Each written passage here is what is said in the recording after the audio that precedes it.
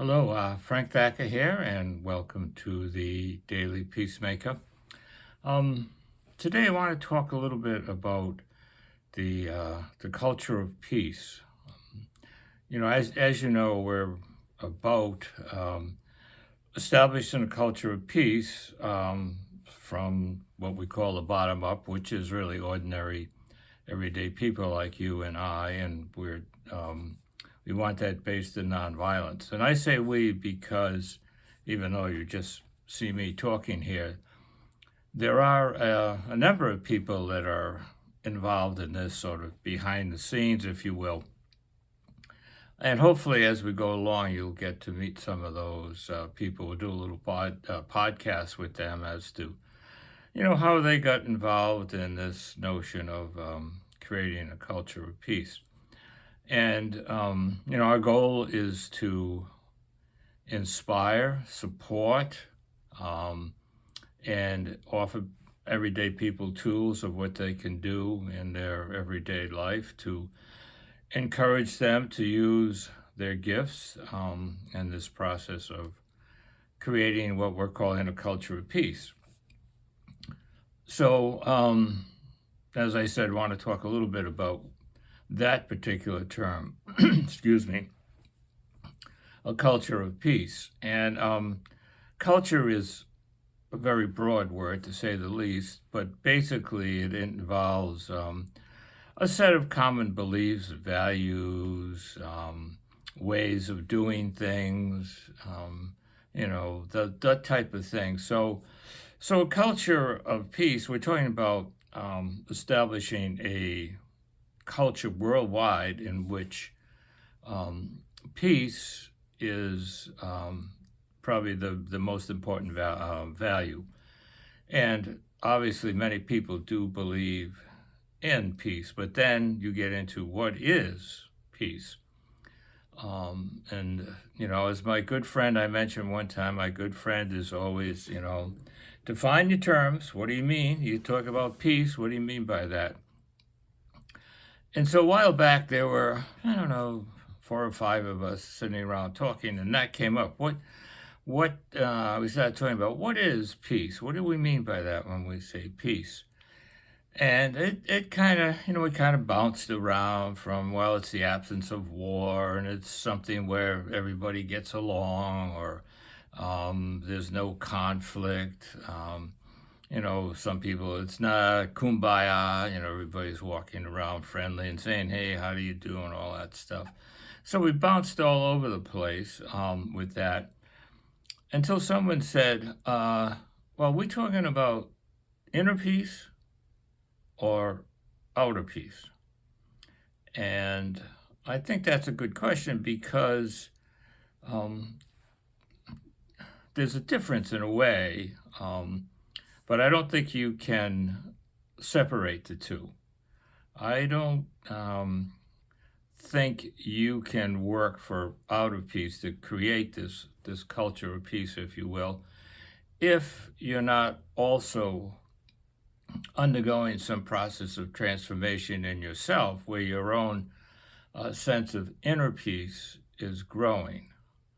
And on the flip side, if you really have developed this sense of inner peace, it's going to have an outward expression. Yes, you may not be out saving the world or leading demonstrations, or you might be, who knows, but it will affect you in how you treat other people, how you live your life. So with that in mind, maybe spend a little time on this thing we call inner peace. And again, there's going to be a lot of different understandings of that, different definitions. And it's one of those things I find very hard to describe, but you kind of know it when you experience within you. Probably how I would define it as best I could would be an inner sense of restfulness, non-anxiety, and just a really solid feeling of yes, things are going to be okay, and not make believe okay, but just we can work this out. Um, a, a lack of anxiety, a lack of feeling stressful, and it's not. I don't believe it's something that you carry around day in and day out, in the sense that you're never going to get a blast of fear, or you're never going to get anxious about something or angry about something. Um, those happen almost reflexively. When something happens, you go, oh my goodness,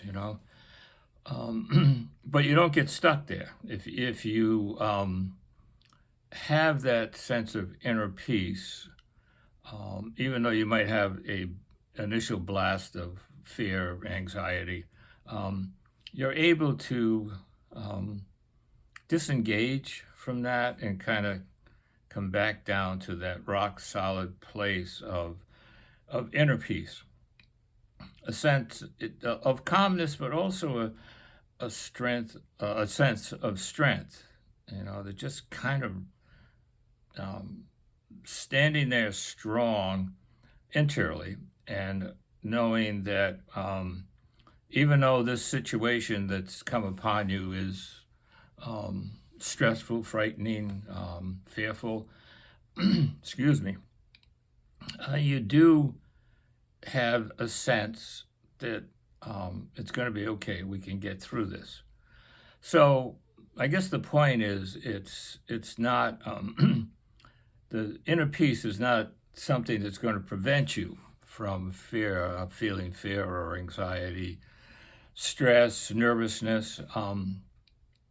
Those will come upon you, but it is sort of a deep part of your being that you know you can resort to. So, excuse me for a minute, take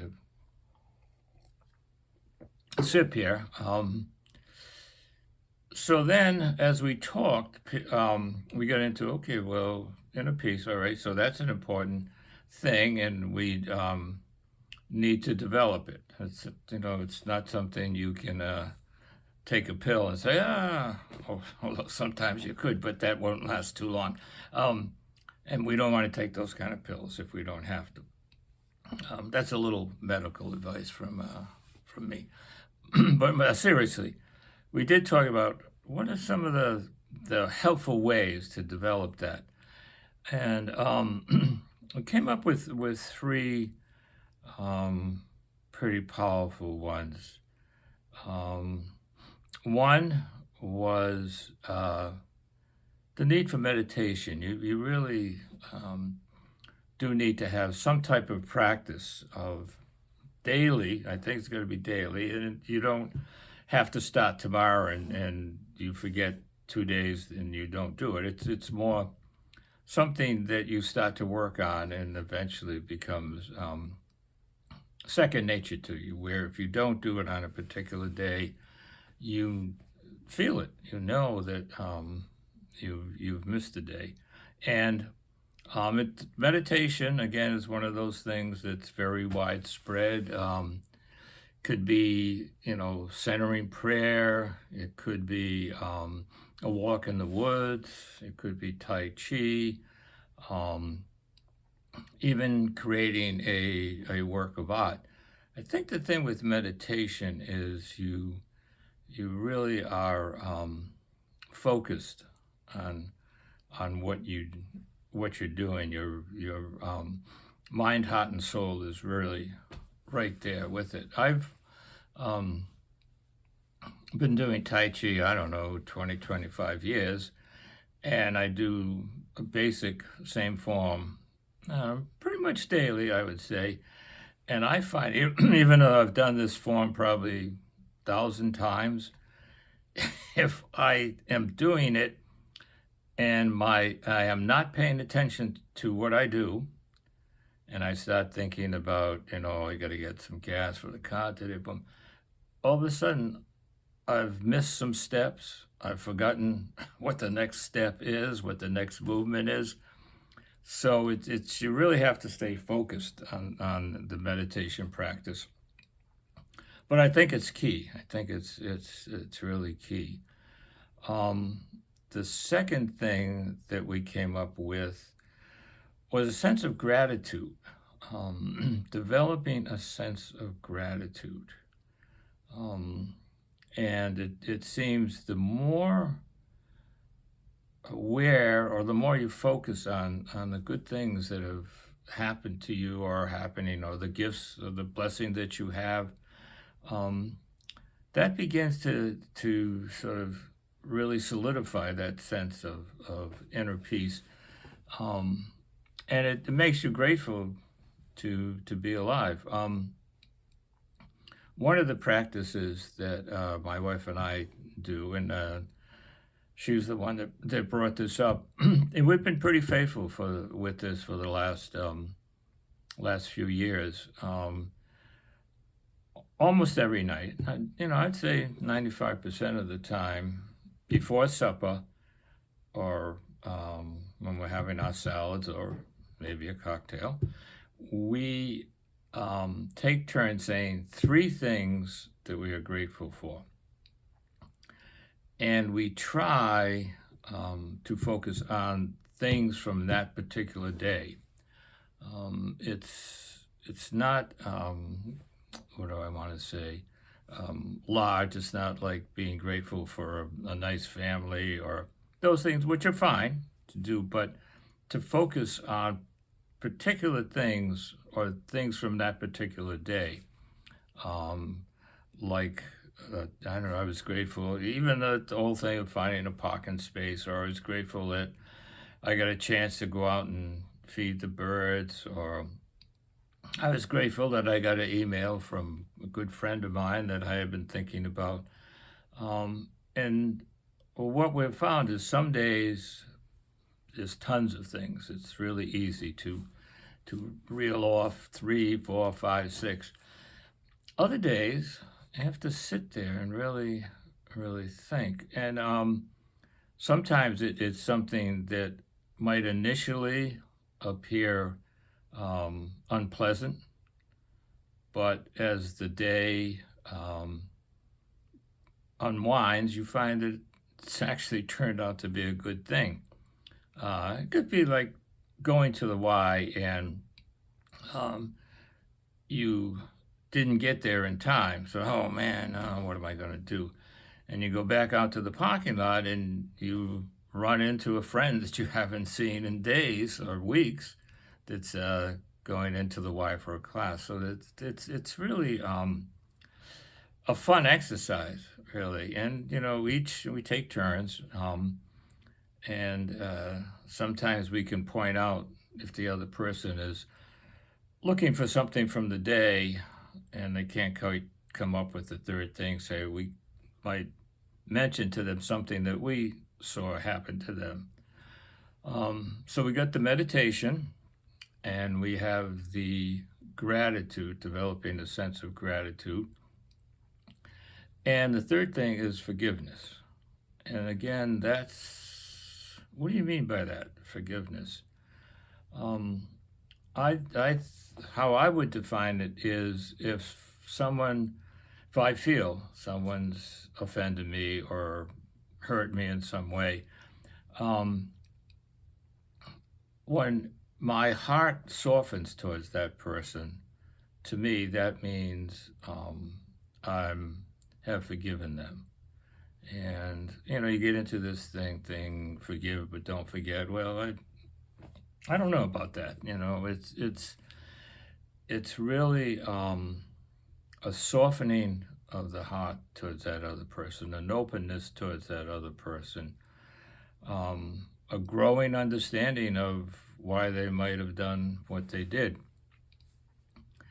There's a quote that I love from Shakespeare. It's in The Merchant of Venice, and I think it's Portia that says it.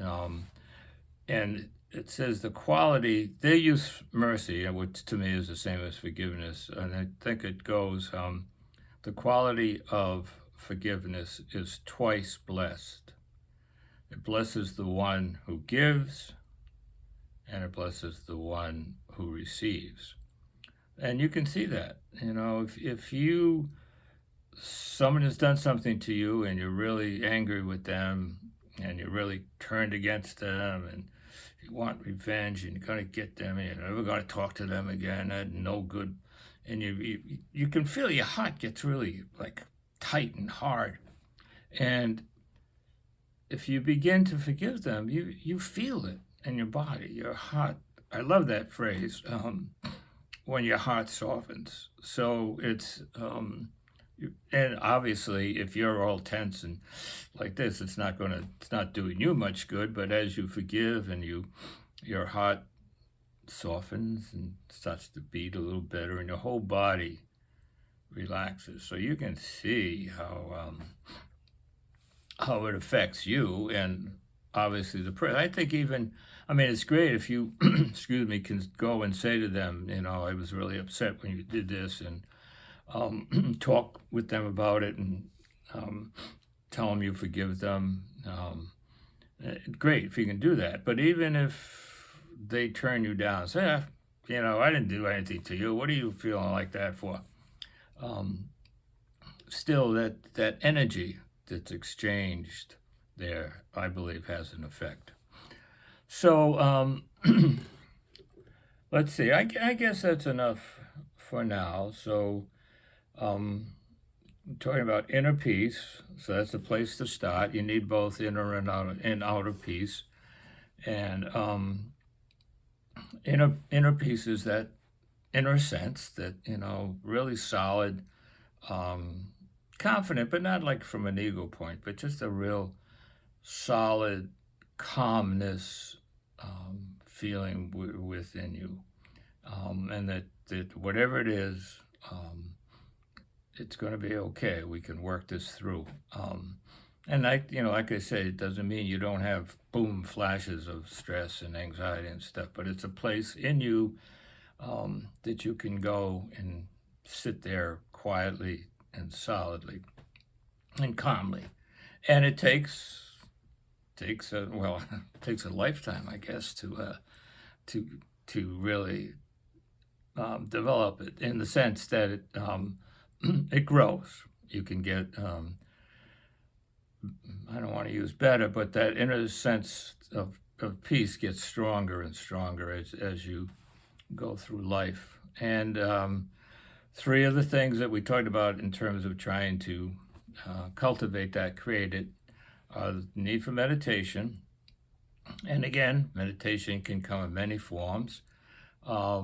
Developing a sense of gratefulness, gratitude, and I shared with you that practice of looking, even finding one thing from each day that you can feel grateful about, and the ability to forgive. And all those three things are practices that the more you do it, the better you get at it. So thank you for listening. Always good to be with you.